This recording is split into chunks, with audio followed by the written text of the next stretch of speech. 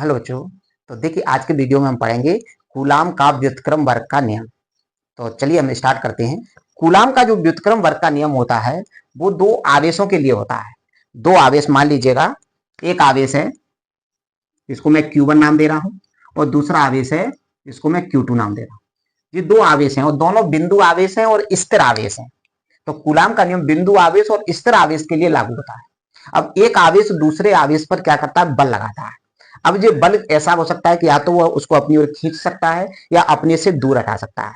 यदि एक आवेश दूसरे आवेश को अपनी ओर खींचता है तो इसको बोलते हैं हम आकर्षण बल, और यदि एक आवेश दूसरे आवेश को दूर भगाता है तो इसको बोलते हैं प्रतिकर्षण बल।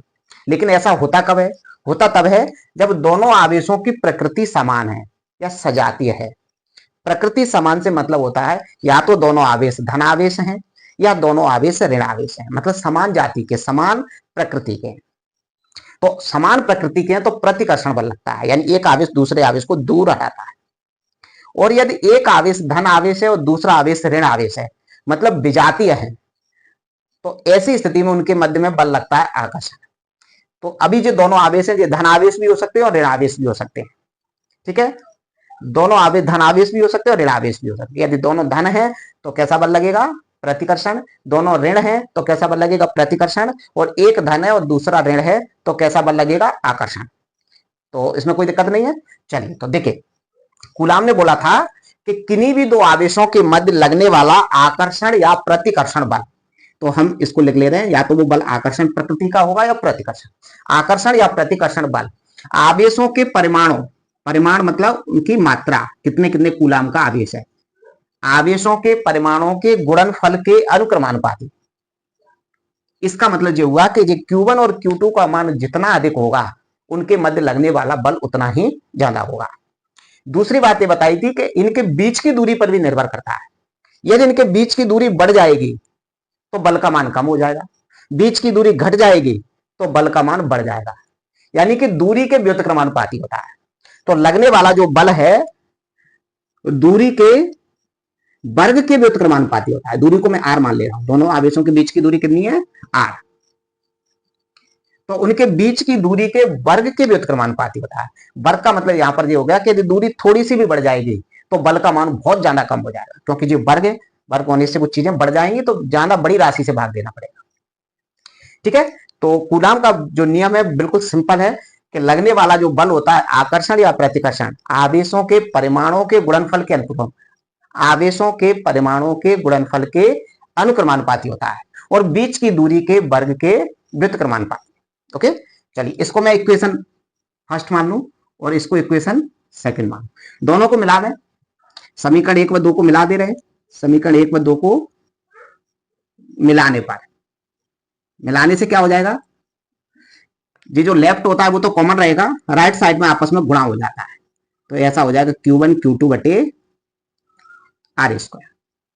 जी, अनुक्रमानुपाती को यदि हम हटाते हैं तो एक नियतांक लगाते हैं, तो मैं इसको हटा रहा हूं तो यहां पर एक नियतांक लग जाएगा स्मॉल के Q1 Q2 बटे R स्क्वायर। स्मॉल के क्या चीज है? एक नियतांक। स्मॉल के नियतांक है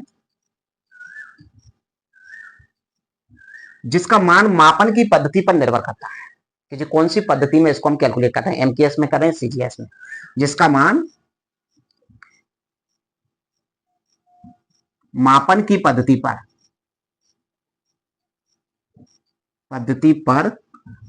निर्भर करता है। ठीक है, यहाँ नियतांक ना स्मॉल के ही लगाना, क्योंकि कैपिटल के अभी हम एक दूसरा पैरामीटर यहां पर यूज करें। तो एक बार इस के की वैल्यू हम MKS पद्धति में निकाल रहे हैं और एक बार स्मॉल के की वैल्यू हम CGS पद्धति में निकालेंगे। ठीक है, तो मैं इधर कर रहा हूं। पहला पॉइंट, MKS पद्धति में स्मॉल के का जो मान होता है, मान 1/4 पाई एप्सिलॉन नॉट होता है, या एप्सिलॉन 0 भी बोलते हैं। MKS पद्धति में जो नियतांक की वैल्यू होती है वो 1/4 पाई एप्सिलॉन 0 होती है, और इस नियतांक का जो न्यूमेरिकल वैल्यू होती है वो होती है 9 × 10⁹। जो अभी हम इसको यूज करेंगे तो बताएंगे आपको, ठीक है। इस नियतांक की वैल्यू इतनी होती है, तो ये स्मॉल के की वैल्यू हम यहाँ पर पुटअप कर सकते हैं। तब क्या हो जाएगा, इसको चाहो तो हम इक्वेशन थर्ड मान ले रहे हैं, तो ये वैल्यू स्मॉल के की यहाँ पर पुटअप करेंगे तो क्या हो जाएगा, समीकरण 3 से एफ बराबर ऐसा हो जाएगा 1/4 पाई एप्सिलॉन 0 Q1 Q2 बटे आर स्क्वायर। अब एम के एस पद्धति है, बल का मात्रक न्यूटन होता है, तो यहां पर हम न्यूटन लिख दे रहे हैं। ये एम के एस पद्धति में कूलाम के नियम से दो आवेशों के मध्य लगने वाले बल का सूत्र है। अब देखिए यहां पर एक स्थिति और उत्पन्न होती है कि इन दोनों आवेशों के बीच में कोई माध्यम भी हो सकता है।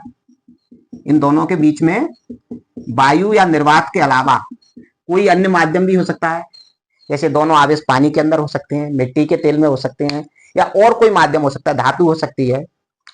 तो यदि दोनों आवेशों के बीच में कोई माध्यम आ जाएगा तो माध्यम आने से दोनों आवेशों के मध्य लगने वाले बल के मान में भी अंतर आ जाएगा, और बल का मान हमेशा घटेगा, बढ़ेगा कभी नहीं, क्योंकि सबसे ज्यादा जो बल लगता है दो आवेशों के मध्य वो वायु या निर्वात में ही लगता है, तो बल का मान क्या होगा, हमेशा घटेगा।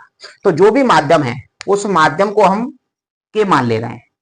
अब अलग अलग माध्यम के लिए के की वैल्यू अलग अलग हो जाएगी, ठीक है। तो इसको बोलेंगे परावैद्युत माध्यम, जिसको हम अगले वीडियो में पढ़ेंगे। तो दोनों आवेशों के मध्य में कोई परावैद्युत माध्यम भरा हुआ है, यानी वायु या निर्वात के अलावा कोई और चीज है, कोई और माध्यम है, तो तब क्या हो जाएगा ये फॉर्मूला, फिर इस फॉर्मूले पर क्या प्रभाव पड़ेगा, तो बल का मान क्या होगा, घट जाएगा। तो हम लिख सकते हैं कि के परावैद्युतांक वाला माध्यम हो तो कैपिटल के परावैद्युतांक वाला माध्यम हो तो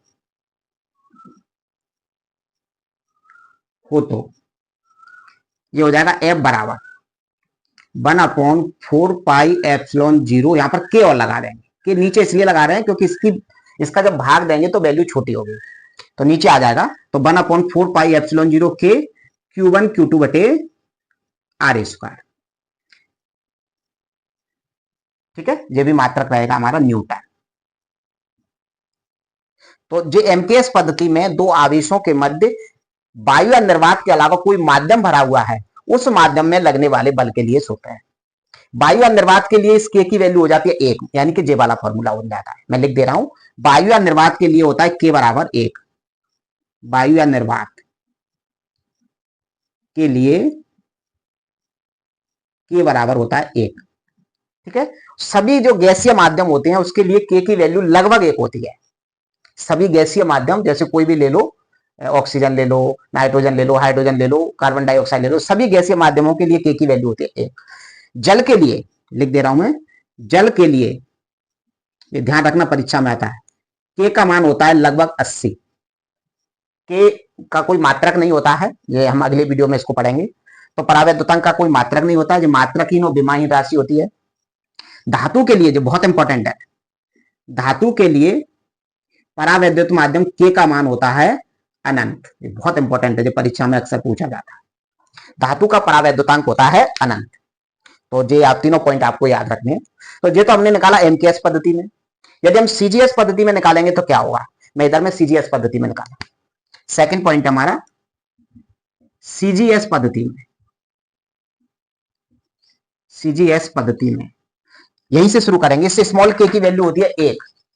सीजीएस पद्धति में स्मॉल के का मान 1 होता है।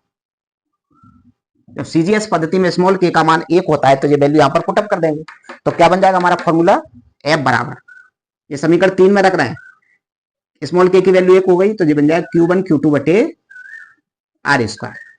अब सीजीएस पद्धति में बल का मात्रक होता है डाइन, तो हम यहां पर डाइन लिख दे रहे हैं, ठीक है। तो एमकेएस पद्धति में हमारा क्या आ गया, सीजीएस पद्धति में क्या आ गया, Q1 Q2 बटे आर स्क्वायर। अब सीजीएस पद्धति में भी दोनों आवेशों के मध्य में कोई परावैद्युतांक वाला माध्यम रखा है, तो वो वैल्यू इसमें भी पुट करनी है। तो यदि दोनों आवेशों के मध्य में कोई माध्यम है परावैद्युतांक वाला, तब फॉर्मूला क्या हो जाएगा, तो कैपिटल के परावैद्युतांक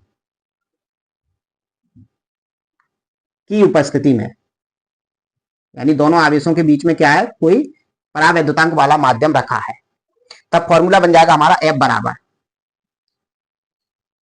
1/के, के नीचे ही लगाना है जिससे बल की वैल्यू कम होगी, क्योंकि कोई भी माध्यम रखेंगे तो लगने वाला बल कम हो जाएगा, और Q1 Q2 बटे आर स्क्वायर। तो ये हमारा मात्रक वही डाइन लिख देंगे। सीजीएस पद्धति में हमारा कूलाम का नियम हो गया। ठीक है, तो एमकेएस पद्धति में भी लगने वाले बल का सूत्र आ गया, सीजीएस पद्धति में भी आ गया। परावैद्युतांक क्या होता है इसके बारे में मैं आपको एक नए वीडियो में बताऊंगा। तो यदि आपको ये वीडियो पसंद आया है तो इसको लाइक करें, दोस्तों में शेयर करें, कमेंट करें। तब तक गुड बाय, टेक केयर, मिलते हैं फिर नई एक वीडियो में।